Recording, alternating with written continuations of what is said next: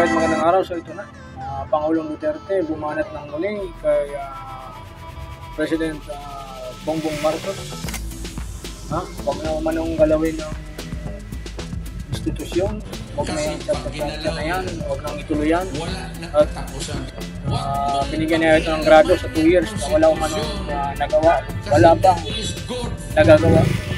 Alright, so panoorin natin. Unchanging yan. Let's go. Kaya lang kinakalkal mo, and every time yung tatay, pati ngayon itong anak, si Ferdinand Jr., gustong baguhin. Huwag mo nang galawin ang konstitusyon kasi magkagulo talaga tayo. Do not ever believe na ikaw yung exception. Hindi ka iniinsulto, pero yung para sa akin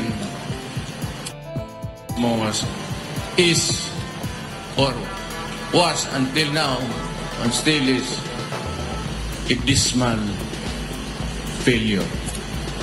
Wala kang basta ikaw lang dyan sa itaas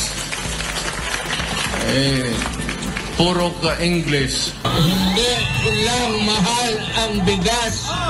Ang issue ngayon is gutom ang Pilipino. Yun ang dapat nilang bigyan ng atensyon.